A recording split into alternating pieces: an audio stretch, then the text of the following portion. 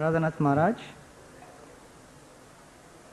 on this most auspicious occasion of your appearance day celebrations, as Gouranga Prabhu has requested, I would like to recall some of the wonderful exchanges which I have been fortunate enough to have with you, and so many wonderful things which all of us can learn from these incidents.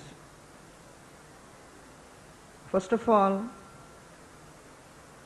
before I joined the Brahmacharya ashram, when I was a student at IIT, one day I was in the temple and I was getting ready to go back to the college.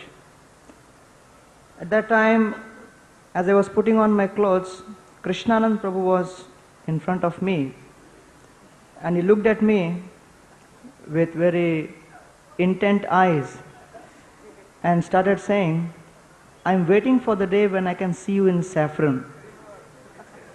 So when I heard this, at that time I was not very much prepared. I became quite scared. And after that, for the next 2 months, I was avoiding Krishnanand Prabhu like anything. Because I knew that he is a very intense person. But then still I wanted to confirm with you whether this kind of a desire I should have.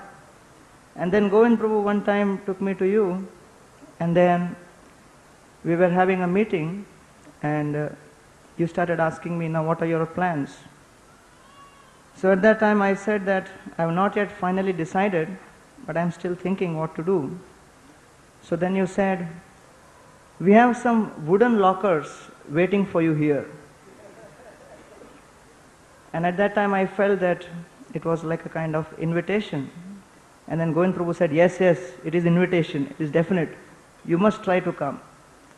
So then I started working towards that goal, and by your mercy somehow I could get an entrance into this ashram, fortunate enough to be with so many wonderful devotees, getting training here.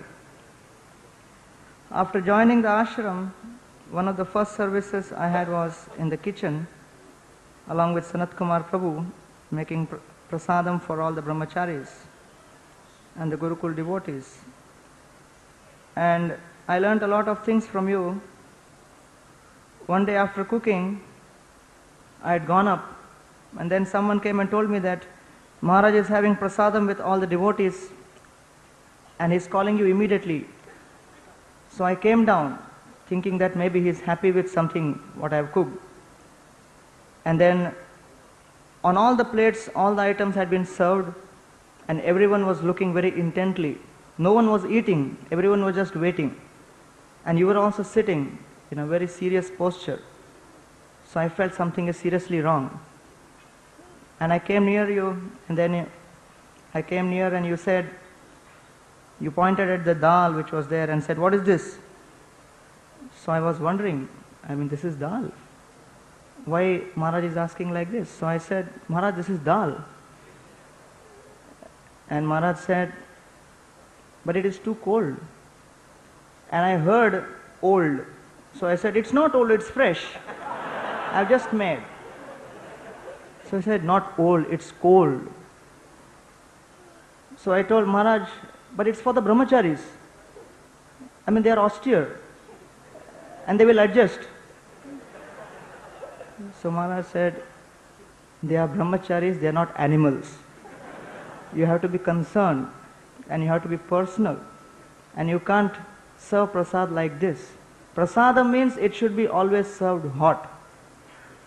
And then he said that from now on, whenever brahmacharis are served prasad, any guests are served prasad, make sure that it is always hot.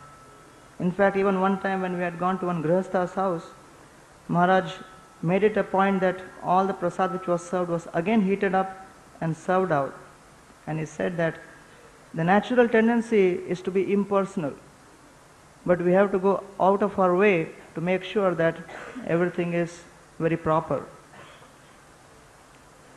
Then there was a lot of discussion about what should be the cooking medium in which we should cook. And then Maharaj was very much insisting that we should cook in ghee. And then we were saying that it's very costly, very difficult. And then recently we managed to do that, and all the prasad is being cooked in ghee. So I told Maharaj that at last your dream is being fulfilled. Now we are serving prasad cooked in ghee for all the brahmacharis. And Maharaj said, just see, the brahmacharis are giving their lives. The least we can do is give them some little ghee. So what is the problem? So I could understand that how much concern you have, how much love you have for all the brahmacharis.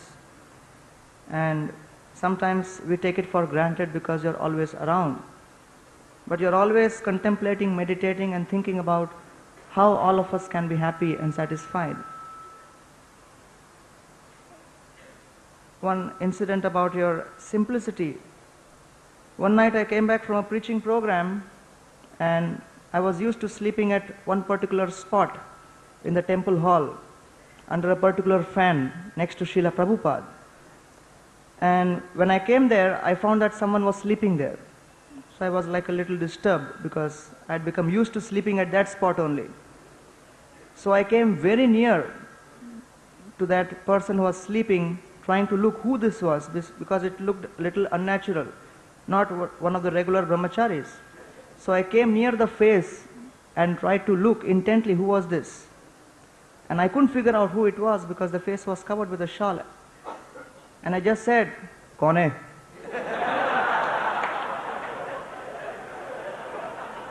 And the answer came, "Radhanath Swami."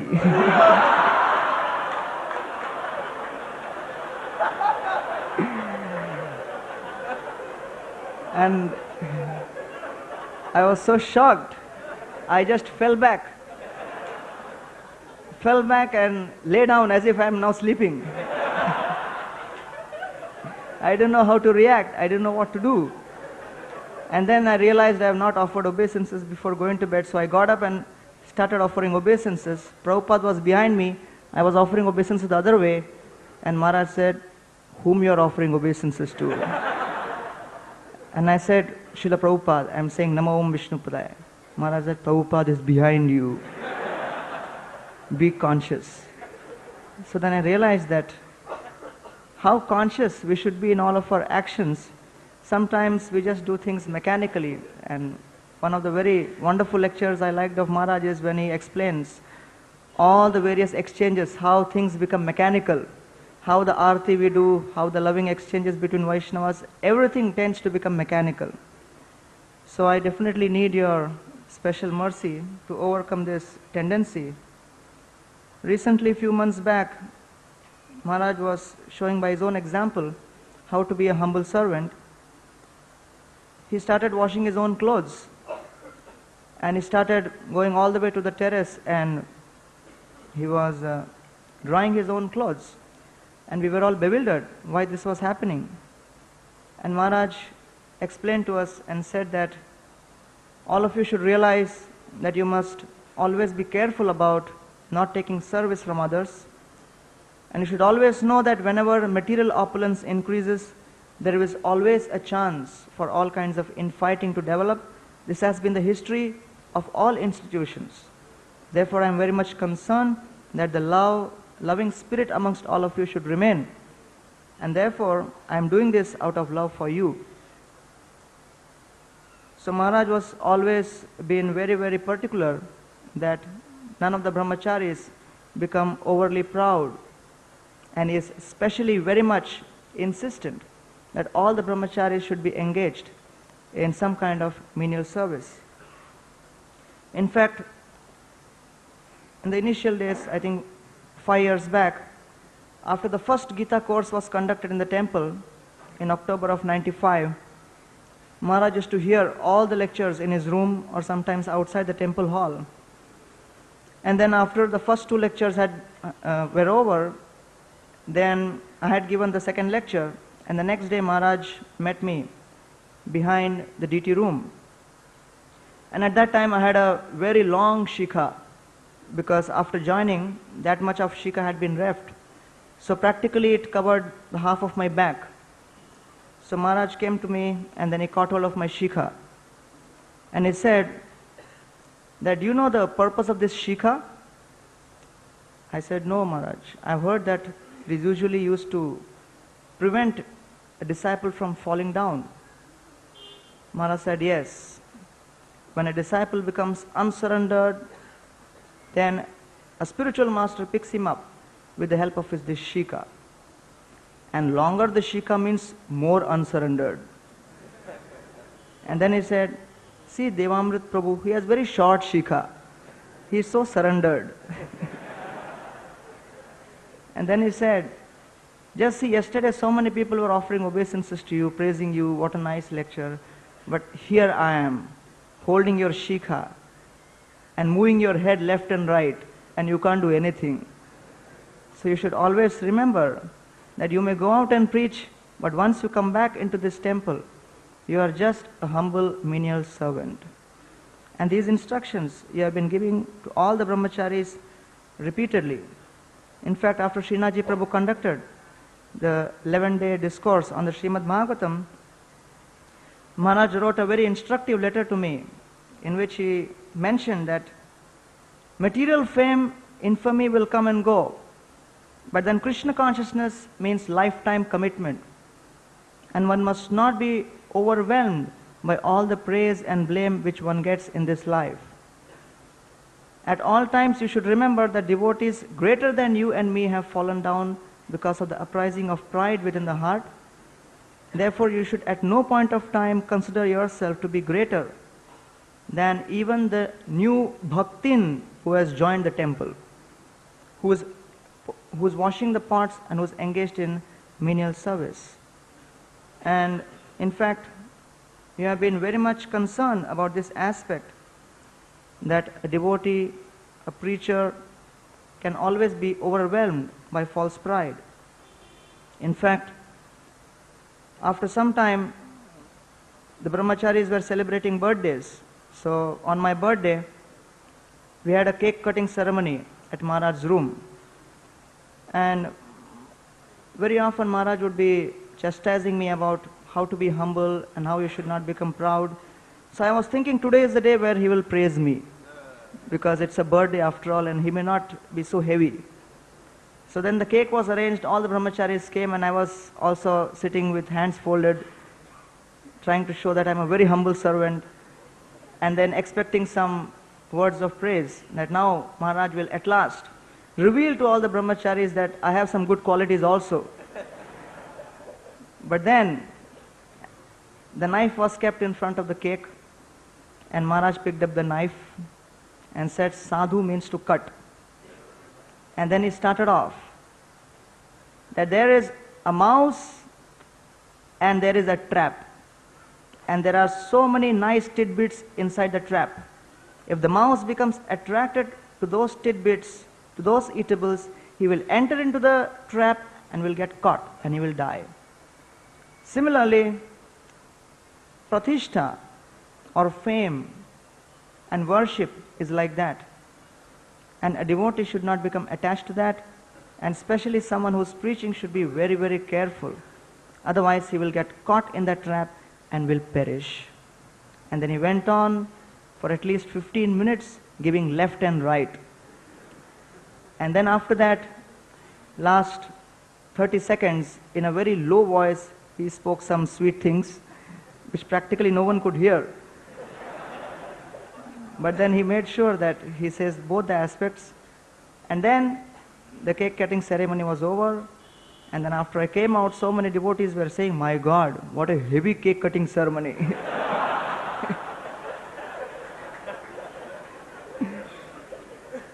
Then we were in South India Yatra, and at Kurma Kshetra we were about to take bath in one lake. And then Maharaj asked me, so do you know to swim? And I said, I don't know to swim. Maharaj said, you don't know swimming? I said, no. Then Stok Krishna Prabhu was standing nearby. Maharaj said, Stok Krishna, you know swimming? I said, yes. So teach him how to swim. I told Maharaj, I have tried many times before, but I could never swim. Maharaj said, you couldn't learn because you never accepted a guru. Now today you accept Stok Krishna as your guru, and he'll teach you. So I just folded my hands and said, okay, Stok Krishna Prabhu, you are my guru. Maharaj said, not so impersonally. You have to bend down at his lotus feet, take the dust of his feet, and beseech him, beg him, and fall at his feet, and then he will agree to teach you. And all the devotees were standing all around, and they were looking, and I was already removed all the clothes, only in the gamcha, and I was feeling, should I do it or not? Maharaj said, come on, do it, do it. And then ultimately, I had to do it. But within my heart, I was thinking that, no, I'm not going to learn today.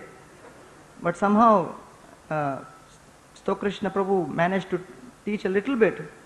And then I came out and told Maharaj that by your mercy, I could learn a little bit. What I have not learned in so many years, I could learn today, because you had empowered Krishna Prabhu, and so I could learn. And Maharaj said, you should never forget the story of the boatman and the gentleman. So you may be like a gentleman, but then ultimately the gentleman drowned. The boatman was very simple, but although he was simple, he knew how to swim.